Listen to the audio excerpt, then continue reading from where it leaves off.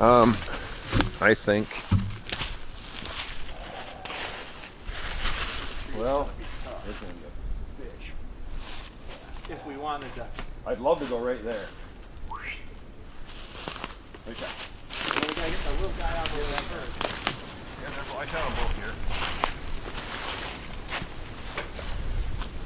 See, I just hit those there. Yeah, I did. I did a pan on the whole thing. So, it's a beautiful disaster. It's a beautiful disaster, like a storm come through. Hurricane Mike, Tornado Mike come through. So, Mike had some good ideas about what to hinge and what to cut down. You guys can see what we did here. I showed you on the pan, but basically we emphasized this whole west to southwest corner, right up to where the camera is. So, and like Mike was saying earlier, basically it's for the deer transition from bed to food, food to bed. Water in between, really good ambush site. Yeah. What else can we say about this particular? Well, they have a shelf? real nice trail from the top in. Yeah. And from the bottom up in. Up. Yeah. So we left a nice trail, which you can't see it, but there's a really nice trail that comes right into the center of this. So, yeah, which is where all the sun is. So they can really bed on either side of the hill, either be in the sun or get out of the wind. So it's really should be ideal. Thermal cover and radiant heat. The other aspect about this too, you guys can't really see, but directly behind the camera, like Mike alluded to earlier, is the top of our ridge. We know the bucks bed at the very top of this ridge, so this will hold. We're pretty sure this will be holding does, and then the bigger bucks will be bedded just up above them. So that's what we seen last year. We're hoping to make it better. Yeah, and we had some really good bucks the last 2 years below this. Yeah, hunting. So we'll show you guys a couple of those deer that we had seen. We're gonna move on to the next spot. We got a spot here about 120 to 200 yards away that we're gonna look at, see if we have to do any more. It's a spot we had hit, what, 2 years ago, Mike? Yeah. We started that one. Another good productive spot, and I shot my buck, Captain Hook, just off of that this year, so we'll show that to you in a second.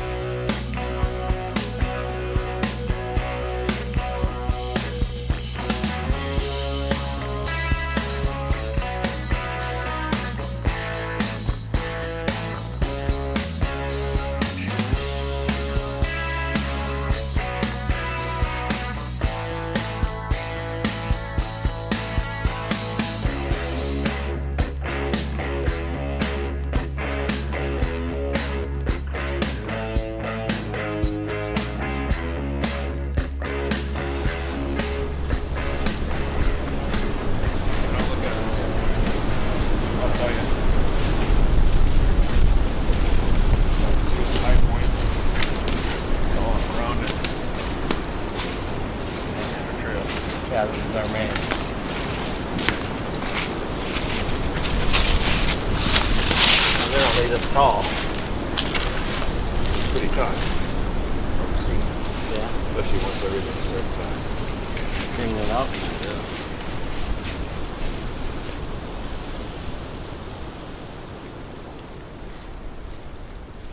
I concur.